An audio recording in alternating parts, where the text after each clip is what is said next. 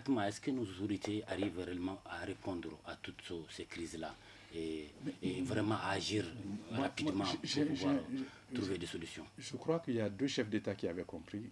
Le président Alpha Omar Konaré, d'abord, parce que quand j'ai terminé l'université, quand je suis rentré au Mali en 92, il avait pensé à mettre en place, il avait mis en place une cellule prospective. D'accord. Qui consiste à penser l'avenir. À penser l'avenir dans 20 ans, 30 ans, de quoi nous aurons besoin. D'ailleurs, c'est une politique que ATT avait continué. Bon, ATT a continué. Mali Prospective 2025. Voilà, mais surtout, il avait mis en place ce qu'on appelle la mission de développement et de coopération, que moi je pilotais. D'accord. Qui nous permettait de réfléchir aux problèmes et de les gérer aussi. Okay. Donc les problèmes sont connus, mais le problème c'est que aussi, dans notre pays, c'est... j'aime pas le terme pompier, mais on gère l'urgence. Oui, oui. Sans aller vers l'essentiel. On ne fait que gérer l'urgence. Oui. Donc, et vous savez, c'est Edgar Morin qui avait dit, à force de sacrifier l'essentiel pour l'urgence, on finit par subir l'essentiel de l'urgence. Voilà. Oui. Donc c'est exactement cela qu'il faut. Il faut que nous réfléchissions à nos problèmes et il faut que nous anticipons sur les problèmes avant qu'ils nous prennent par la gorge. Voilà. Mais est-ce que ça c'est un travail d'équipe ou un travail où l'homme prodige, il faut un homme fort, où nous avons besoin d'incisions fortes pour cela? Non, parce que ce sont des grandes réformes qui sont demandées à tous les niveaux. Il faut du leadership au sommet de l'État. Sans leadership, on n'ira nulle part. Ok. D'accord. Il faut du leadership, il faut de la vision. Oui. Et ce leadership doit aussi être exemplaire. Parce que si nous n'arrivons pas à nous projeter dans l'avenir, si nous avons des personnes au pouvoir qui sont là et qui gèrent le quotidien uniquement, ça va être difficile de pouvoir anticiper sur les problèmes, à plus forte raison pour les résoudre. Pour les résoudre, d'accord. Donc maintenant, au niveau des populations locales, mais est-ce que selon vous, est-ce que le citoyen lambda, est-ce qu'il il commence à prendre conscience vraiment des enjeux que nous traversons actuellement? Mais à mon avis, le citoyen lambda sait que le pays est en difficulté. Mais ce n'est pas au citoyen lambda de résoudre ce problème. À mon avis, ce qu'il faut pour le citoyen lambda, c'est qu'il y ait des débats, qu'il y ait des échanges, qu'il y ait une expression plurielle. Mais surtout, il faut de la citoyenneté et du civisme. Sans ordre, sans discipline, nous ne pouvons rien bâtir. Notre modèle démocratique est-il vraiment en cause? Notre modèle démocratique n'est pas en cause, mais notre modèle démocratique doit être sérieusement être rénové et reformé sur la base d'un diagnostic sans complaisance. Qu'est-ce que cela veut dire? Il ne faut pas jeter le bébé avec l'eau du bien, mais si nous avons fait des élections en 2013, et d'abord, si nous parlons du processus démocratique, 1992-2002, seul le président Alpha Omar Konaré a pu faire 2 mandats successifs. Tout à fait. Et avec quelles difficultés, surtout pour lors du premier mandat. Amadou Touré est venu en 2002, il n'a pas pu finir son mandat, il y a quelques semaines, la fin de son mandat. Ibrahim Boubacar qui est venu en 2013, il n'a pas pu finir son second mandat. Il y a un problème. Il y a un grand problème. Il y a un problème, donc il va falloir que nous résolvions nos problèmes dans leur cause, pas dans leur effet, ni dans leurs conséquences. Ok.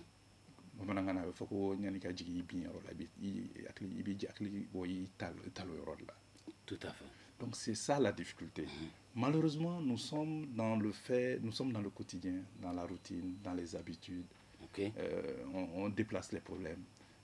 Mais concrètement, qui il faut aller voir? Parce que nous avons nos autorités. Ce sont les pouvoirs publics qui peuvent résoudre. Nous avons les pouvoirs publics, nous avons les autorités religieuses, parce que le Mali, comme est connu, vous avez parlé de résilience, parce que le Mali, quand même, est connu comme étant vraiment un pays vraiment résilient. Alors, nous avons des autorités morales, nous avons des autorités religieuses, mais on a l'impression que le pouvoir étatique même est effrité, c'est-à-dire qu'il n'y a plus de contrôle jusqu'à ce niveau-là. Mais selon vous, concrètement, comment vous voyez, en tant qu'économiste, Monsieur Touré, c'est notre société dans l'urgence, c'est notre modèle sociétal qui est en crise. Il n'y a plus de contre-pouvoir au Mali. Oui. Qui peut dire la vérité? Tout le monde court après le pouvoir. Moi, j'ai été à Koulouba 15 ans, j'ai vu tout le monde là-bas. Ceux qui doivent venir dire au pouvoir, ne faites pas ceci ou bien ça, c'est pas bon pour vous. Il y en a combien qui le font? Les gens viennent pour résoudre leurs problèmes. C'est une crise identitaire alors? C'est une crise sociétale. C'est-à-dire, nous ne sommes pas en phase avec notre société avec nos valeurs, avec nos principes. Tout s'effrite devant, nous sommes devant la valeur de l'argent, l'argent roi, Oui. Oui. qui corrompt. Tu vois, vous savez. La Donc, forme dans les choses. Vraiment, le pouvoir corrompt, le pouvoir absolu corrompt absolument. Parce que le plus grand détenteur d'argent, c'est l'État. Le premier vendeur, le premier acheteur, c'est l'État. Tout le monde a besoin de l'État. Tout à fait. Donc quand on a un État corrupteur et corrompu, ça déteint sur la société. Donc cet État-là a corrompu, l'armée a été corrompue, la technostructure a été corrompue, les contre-pouvoirs ont été corrompus, mais il reste qui? Mais finalement, est-ce que cette crise-là même, ce n'est pas quelque part, est-ce que ce n'est pas même un bon vœu pour pouvoir mettre en cause même des réalités qui ont toujours été triquées, qui ont toujours été voilées et qui n'ont jamais pu répondre vraiment aux résultats demandés? Mais qui dit crise dit opportunité. Okay. Donc cette transition doit servir à nous de poser le diagnostic sans complaisance, comme je vous l'ai dit, et à trouver des solutions. Mais encore faut-il que ce processus soit inclusif, participatif. Voilà. Voilà, pour que tout le monde puisse être impliqué. Parce que toute la société doit être représentée. C'est là aussi dit au niveau politique aussi, parce que quand même il y a la crise politique même au niveau mais c'est une conséquence endogène. Et on voit, tout ça, c'est une conséquence de la crise sociétale. Qui sont donnés. Apparemment, même les pensées, il y a des pensées uniques, il y a des pensées qui sont opposées, mais on n'a pas l'impression de voir ce cercle qui a l'espoir de pouvoir se réconcilier. Je vais vous donner une seule preuve. Dans notre pays, les gens se sont toujours assis pour régler les problèmes. Okay. Pourquoi nous avons des difficultés maintenant à mettre tout le monde autour de la table? Posez-vous la question et vous avez la question. À cause question. des intérêts personnels. Mais bien sûr. Oui. Mais bien sûr, ce ne sont pas des questions de principe et de valeurs qui empêchent les gens de se parler. Donc beaucoup de nos dirigeants n'ont pas compris. Non, mais ce n'est pas les dirigeants seulement, c'est la société même qui est comme cela. Et c'est ce modèle-là, sociétal-là, que nous devons refuter et revenir un peu à notre modèle sociétal, Dambé, Karama, Bonia, toutes les insultes que vous entendez sur les réseaux ici. C'est vrai. Mais est-ce que ça... Il y a une dégradation... non, ce n'est pas malien ça, ce n'est pas malien ça. C'est vrai. Et le fait qu'on n'ait pas fait de la culture du travail une valeur... une valeur sociétale, oui. Et de la méritocratie, la récompense du mérite et la sanction de la faute. Les gens peuvent tous avoir sans rien faire, uniquement parce qu'ils sont avec X, Y ou Z. Et cela, vous pouvez pas bâtir une société avec un tel modèle. C'est vrai, on a l'impression que lorsque le résultat est demandé, c'est le social qui est présenté. Mais bien sûr. Mais donc le système est miné de l'intérieur. Donc, mais finalement, est-ce que nous avons encore pour longtemps pour pouvoir juguler ces différentes convictions, si je peux le dire? Parce que... Oui, mais tout est une question de leadership. Ça veut dire que ceux qui mènent la société, c'est le leadership, c'est d'abord le leadership politique. Donc cette transition a une responsabilité par rapport à cela, en montrant ce qui est acceptable et ce qui n'est pas acceptable. Déjà, je pense que si on met une ligne rouge, les gens vont comprendre. Mais on ne peut pas jurer, on ne peut pas dire une chose et faire son contraire. Le peuple est très intelligent, il suit, il se positionne, il s'adapte. Il s'adapte, tout à fait. Mais il comprend très bien ce qui est bien, ce qui n'est pas bien. Tout à fait. Et il sait très bien que quand un leader est bon, qu'il ne va pas accepter certaines choses. Donc, il va s'abstenir de le faire. D'accord. Donc, d'abord, il y a la responsabilité de cette transition, d'essayer de mettre le maximum, je ne dis pas tous les Maliens ensemble, le maximum de Maliens ensemble, pour que les Maliens puissent se projeter dans l'avenir. Qu'on puisse diagnostiquer nos problèmes, proposer des solutions et au moins poser des jalons. Parce que c'est un travail de plusieurs années, de plusieurs décennies. C'est pas des systèmes de gouvernance. Mais la gouvernance, c'est quoi? C'est comment on gère et administre un pays. Et c'est le pouvoir politique. Parce qu'on gère les ressources humaines et on administre les processus.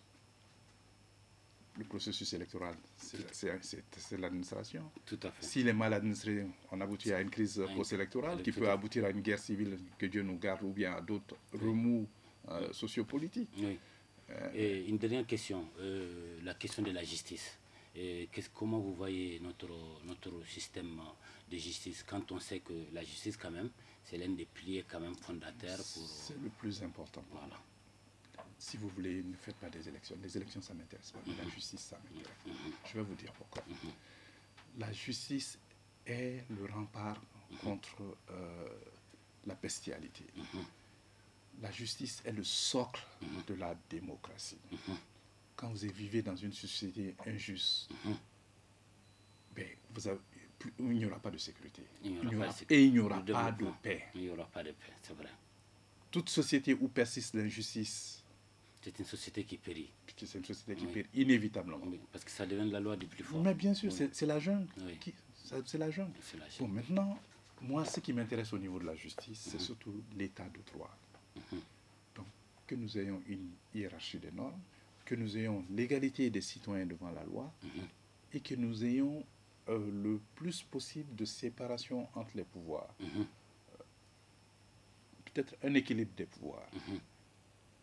C'est-à-dire que le pouvoir judiciaire soit indépendant du pouvoir exécutif, donc politique, et que la justice puisse s'appliquer vraiment selon les lois du pays, selon le droit. Okay.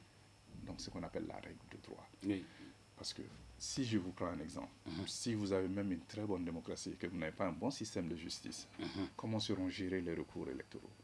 C'est un problème. Non, ça ne pourra pas se gérer. Ça ne pourra pas. Et ça va aboutir encore à des crises. Tout à fait. Donc on a déjà fait l'expérience. C'est le socle. Commençons déjà par ça. Une justice saine, conduite par des personnes au-dessus de tout soupçon. Mais des gens aussi qui sont mis, qui doivent être mis dans des bonnes conditions de travail. Déjà, ce sont les mieux payés de la fonction publique. Okay. Mais encore faut-il faire en sorte qu'ils soient encore très à l'aise et à l'abri des tentations et pour pouvoir quand même décerner cette justice. Okay. Et l'armée L'armée fait partie de l'État. Quand l'État est corrompu, l'armée est inévitablement corrompue. Mais l'armée est la structure, est l'entité la mieux structurée dans un pays. C'est pour tout cela que quand il y a blocage, c'est toujours elle qui prend le pouvoir.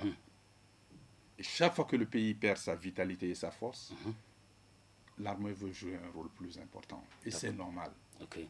Mais l'armée, son rôle, sa mission est définie dans la Constitution.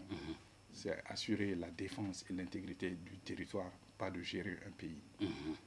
Elle doit mettre de l'ordre et retourner à ses missions régaliennes parce que l'armée, la politique de défense nationale, est définie par l'autorité politique.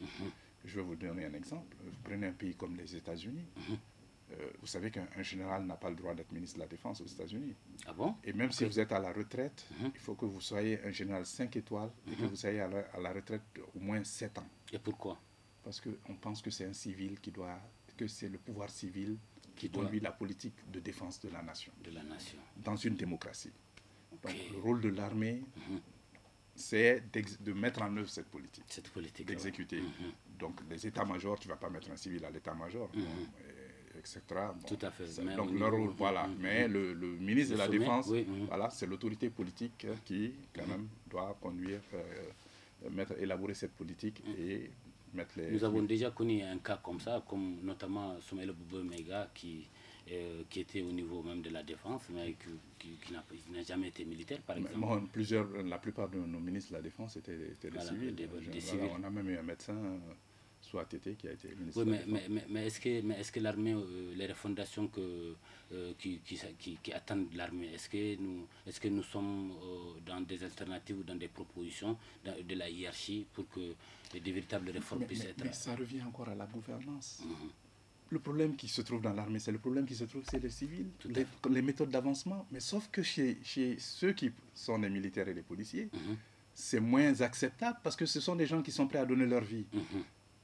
Quelqu'un avec qui vous avez fait une promotion avec quelqu'un qui est en dessous de vous et puis vous le voyez parachuter, mais ça ne se fait pas dans l'armée. C'est vrai. Mais chez les civils, ça se fait tous les jours parce qu'à cause du pistonnage politique.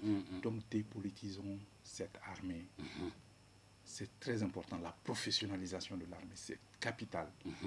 Et bon, nous avons des militaires aux affaires maintenant. C'est l'occasion pour eux. Et je pense que ce travail est en train de se faire. Parce que déjà au niveau de la loi de programmation militaire, j'ai vu... au niveau des salaires aussi, j'ai vu des efforts qui ont été faits. Cela et la justice est essentiel, de même que la préparation des élections pour le reste du temps qui nous reste pour la transition. Pour la transition. Voilà. Et M. Makalou, un dernier mot Un dernier mot, la paix. La paix et la sécurité sont des préalables à tout développement économique. Et vous savez, je veux que les Maliens se donnent la main, comme au début de l'indépendance. Tous les Maliens doivent se donner la main pour sortir notre pays des difficultés passagères qu'il traverse. C'est comme ça seulement, c'est à l'unisson que nous pourrons régler nos problèmes, c'est à l'unisson que nous pourrons aussi bâtir ce pays. Mais donnons-nous la main, parlons-nous les uns les autres, et dans la spontanéité, dans la sincérité, et je pense que le reste suivra, Inch'Allah. Merci beaucoup, M. Makaloud, d'avoir accepté notre invitation. C'est moi qui vous remercie, M. Mesdames et messieurs, c'est la fin de notre rubrique Entretien sur Vestibule. Nous serons la semaine prochaine avec un autre invité. Merci.